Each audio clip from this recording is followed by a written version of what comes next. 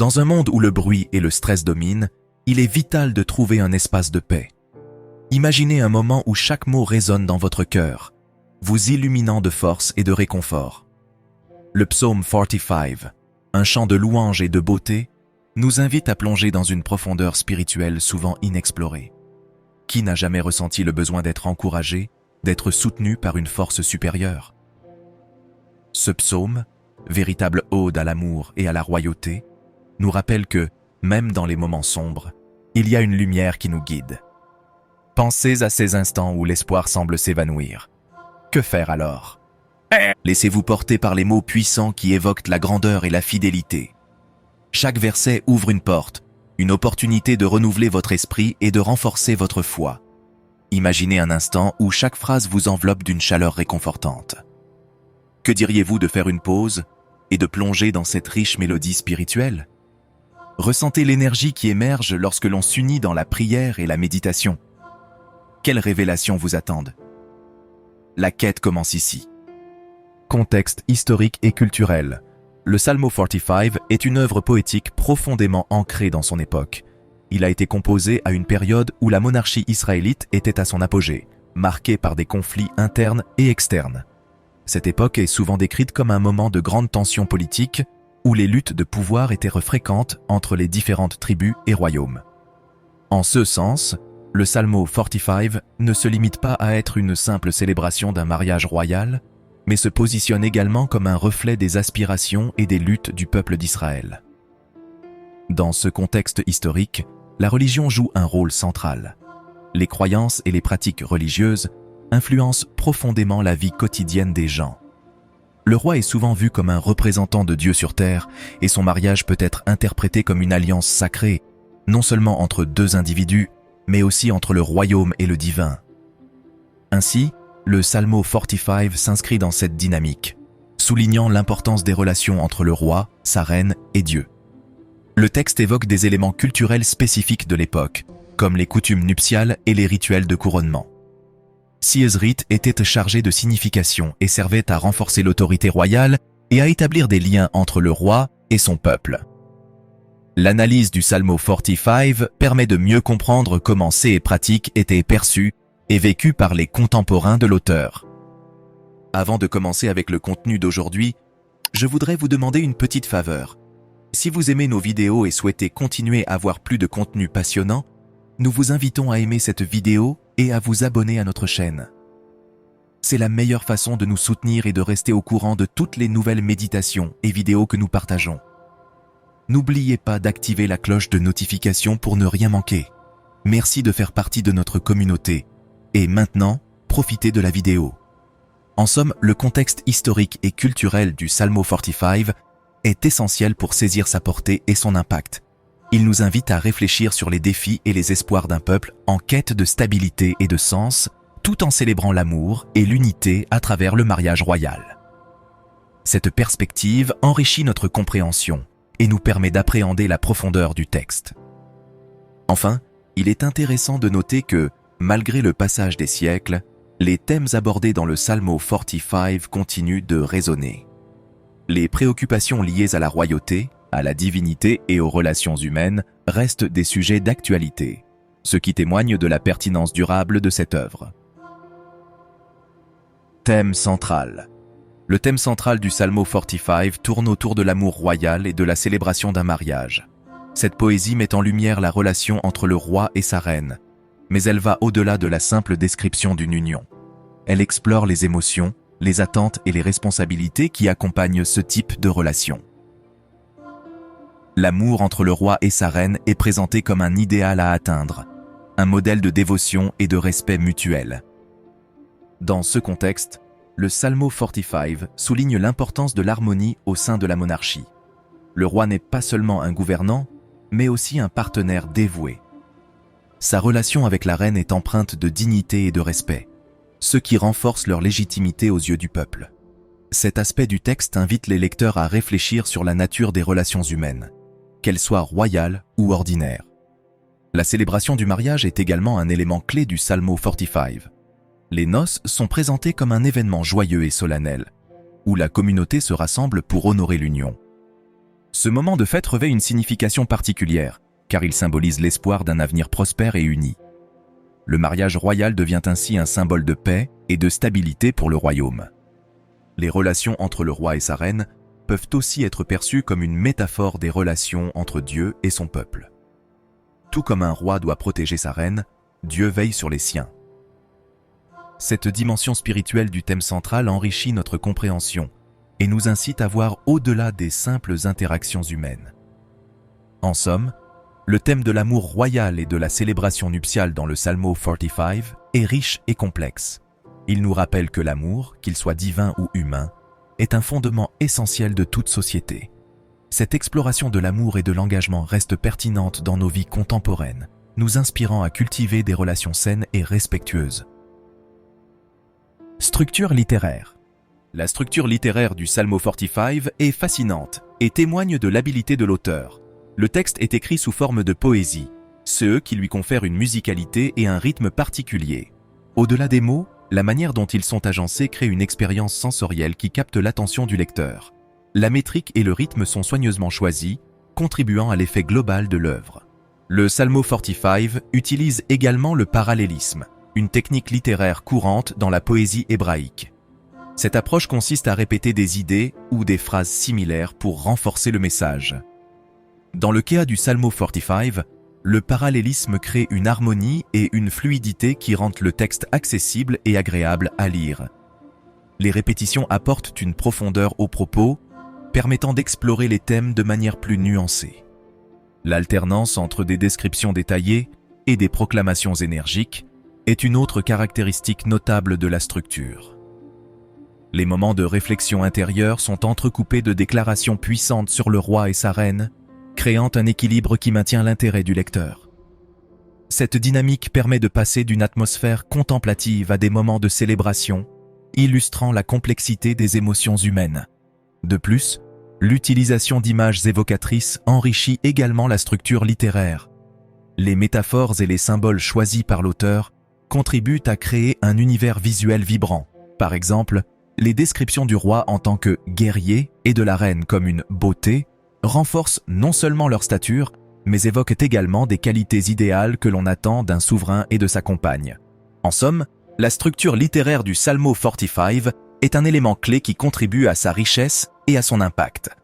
À travers des choix stylistiques habiles, l'auteur parvient à transmettre des émotions complexes et des messages profonds.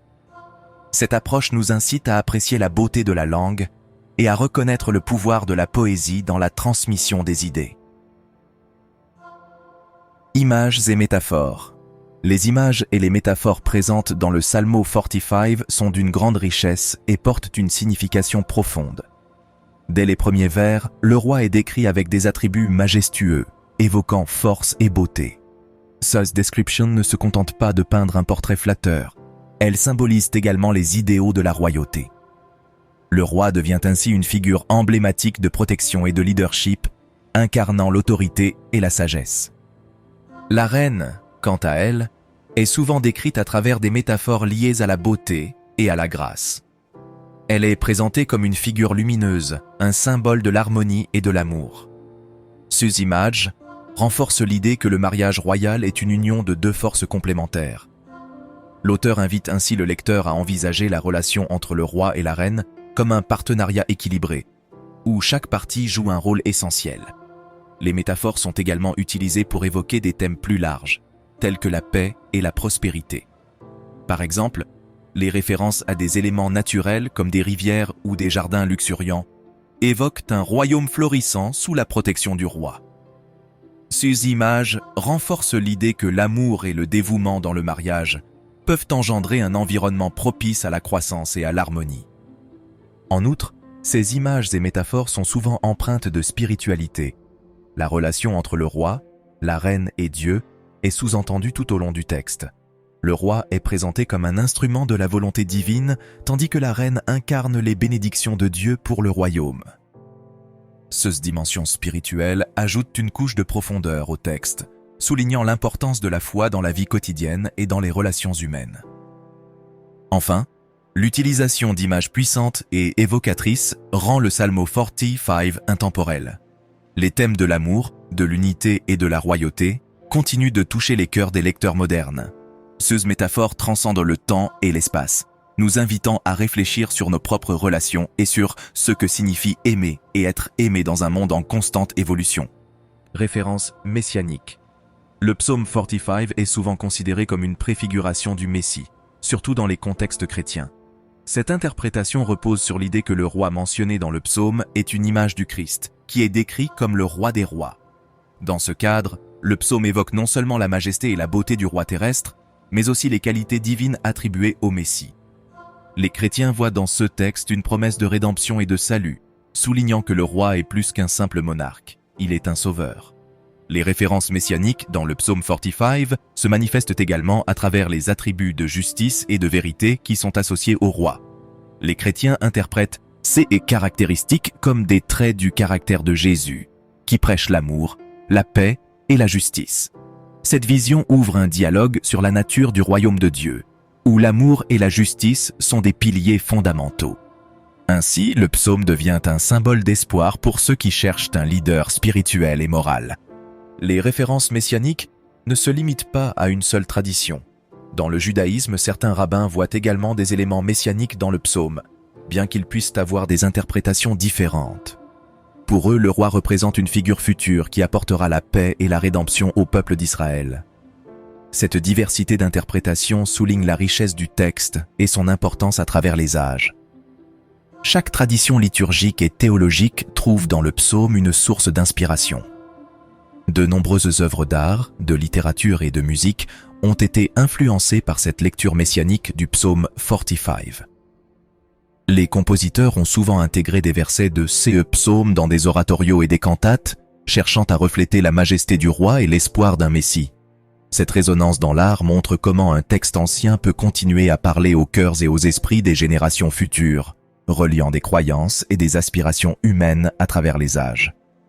Enfin, la discussion sur les références messianiques du psaume 45 invite à une réflexion sur le rôle du Messie dans le monde contemporain. Comment ces idées anciennes trouvent-elles leur place dans notre compréhension actuelle de la foi, de la justice et de l'amour ? Les croyants sont encouragés à considérer le psaume non seulement comme un texte historique, mais aussi comme un appel à vivre ces valeurs dans leur vie quotidienne.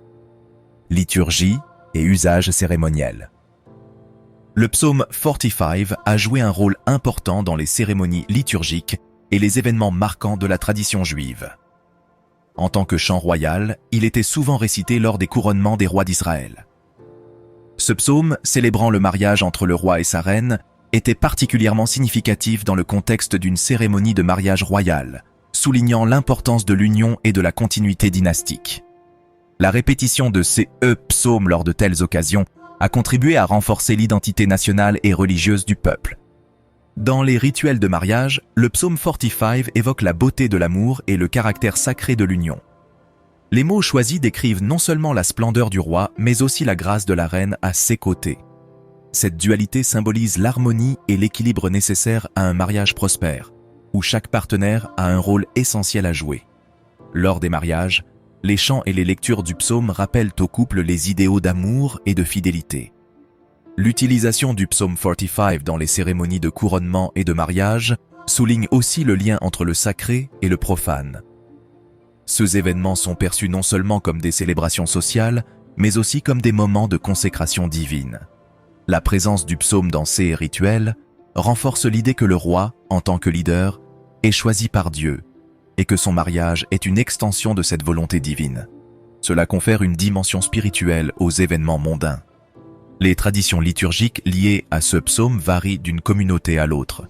Dans certaines synagogues, par exemple, le psaume est chanté avec des mélodies spécifiques qui lui confèrent une atmosphère solennelle.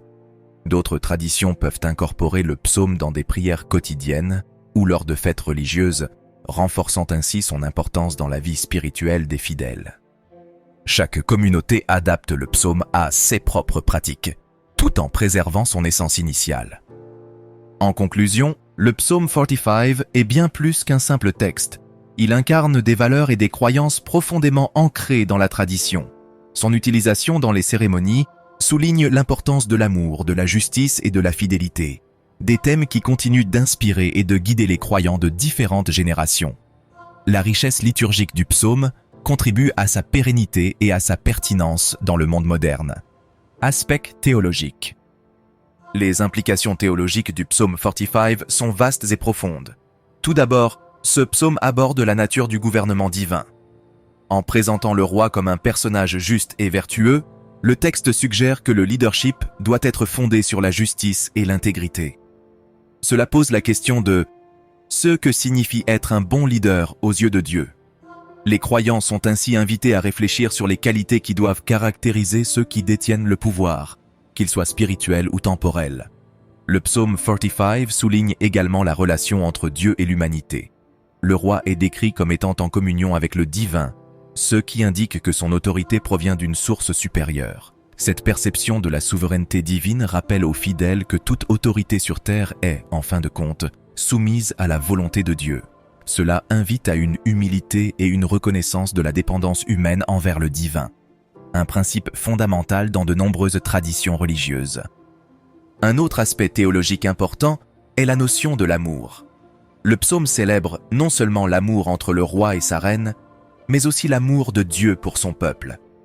Cet amour inconditionnel est au cœur de la foi, et le psaume rappelle aux croyants qu'ils sont appelés à vivre cet amour dans leurs relations interpersonnelles.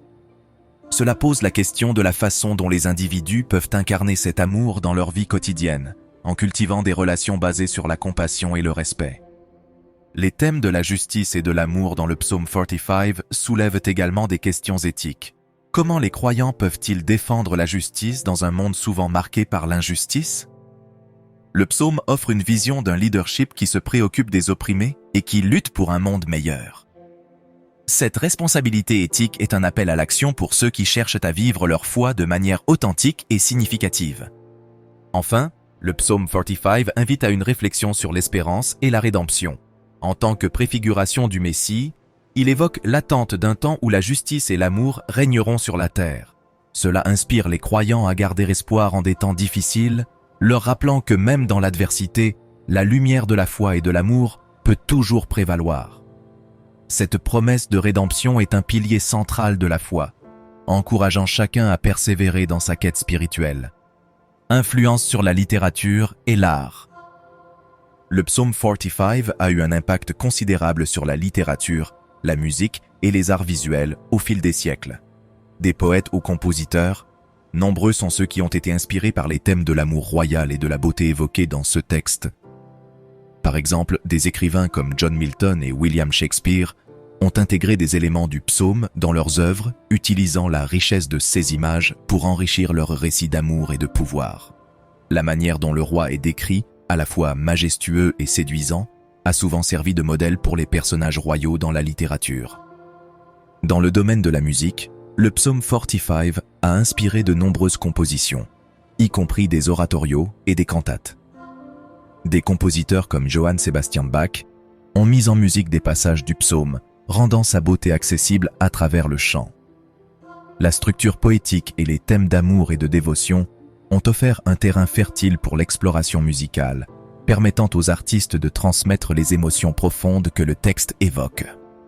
Sieuse œuvres musicales continuent à être interprétées aujourd'hui, témoignant de la durabilité et de l'attrait du psaume.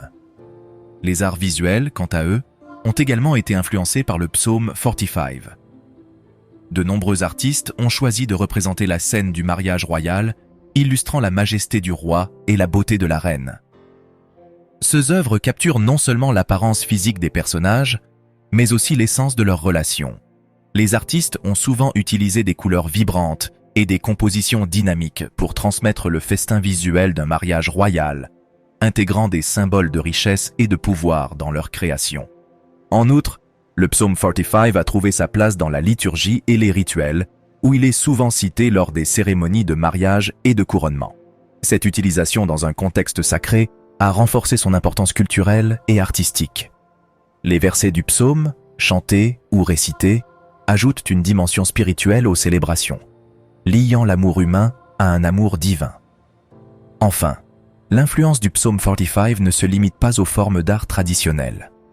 Dans le monde moderne, ces thèmes continuent d'inspirer des artistes contemporains, des écrivains aux cinéastes. L'idée de l'amour véritable et du dévouement ainsi que la célébration de l'union entre deux personnes, sont des sujets universels qui résonnent toujours.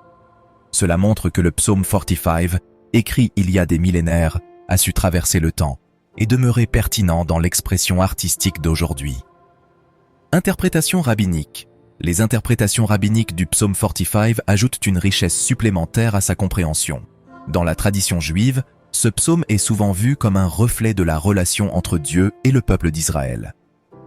Les rabbins ont exploré les motifs d'amour et de dévotion présents dans le texte, en soulignant que le roi et la reine ne sont pas seulement des figures royales, mais des symboles de l'alliance entre Dieu et son peuple.